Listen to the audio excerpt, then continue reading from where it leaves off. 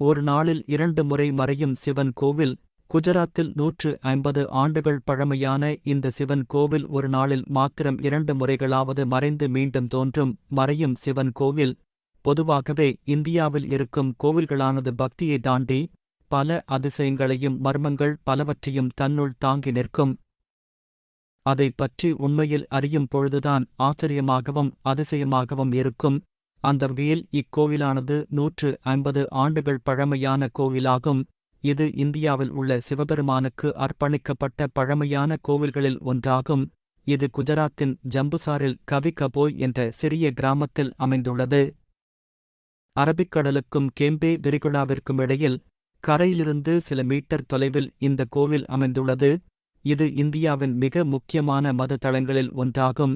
ஏனென்றால் கந்த புராணத்தில் இந்த கோவிலைப் பற்றி குறிப்பிடப்பட்டுள்ளது. கோவில் காணாமல் போவது ஏன்? குஜராத் கடற்கரையிலிருந்து சில மீட்டர் தொலைவில் சம்பேஷ்வர் கோவில் அமைந்துள்ளதோடு அதிக அலையின் போது கோவில் நீருக்கடியில் மூழ்கி குறைந்த அலையின் போது மீண்டும் தோன்றுகிறது.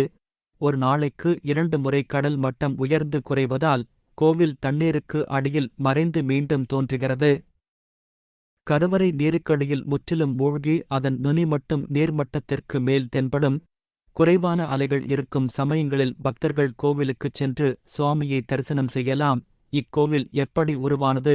சிவபெருமானிடம் தாரகாசுரன் எனும் அசுரன் சிவபெருமானின் மகனைத் தவிர வேறு யாராலும் தன்னை கொல்ல முடியாது என்ற வரத்தை தவமிருந்து பெற்றார்.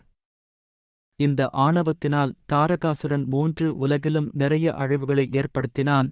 எனவே சிவபெருமான் தன்னுடைய நெற்றிக்கண்ணில் இருந்து முருகப்பெருமானை உருவாக்கினார். முருகன் பிறந்து 6 வயதாகியவுடன் தாரகாசுரனின் மார்பில் ஈட்டியைத் துளைத்து அவனை வதம் செய்தார். இதை அனைத்து தேவர்களும் கொண்டாடினார்கள். ஆனால் முருகப்பெருமான் மட்டும் வருத்தமடைந்துள்ளார். அசுரன் சிவபெருமானின் பக்தனாக இருந்ததால் தாரகாசுரனைக் கொன்றதற்காக வருந்தி பாவத்திற்கு பரிகாரத்தை தேடினார். எனவே விஷ்ணு பகவான் சிவலிங்கங்களை சாபனை செய்து பக்தியுடன் வணங்குமாறு முருகப்பெருமானிடம் கூறியுள்ளார். அவ்வாறு முருகனால் வைக்கப்பட்ட சிவலிங்கம்தான் அக்கோவிலில் வீற்றிருக்கும் சிவலிங்கம். இதன் மூலம் கார்த்திகேயர் தனது பாவங்களிலிருந்தும் விடுவிக்கப்பட்டார். மேலும் இந்த அதிசய நிகழ்வை காண்பதற்காகவும் சிவபெருமானை தரிசிப்பதற்காகவும் உலகம் முழுவதிலும் இருந்து பக்தர்கள் வருகை தந்து தரிசனம் செய்துவிட்டு செல்கின்றமை குறிப்பிடத்தக்கது.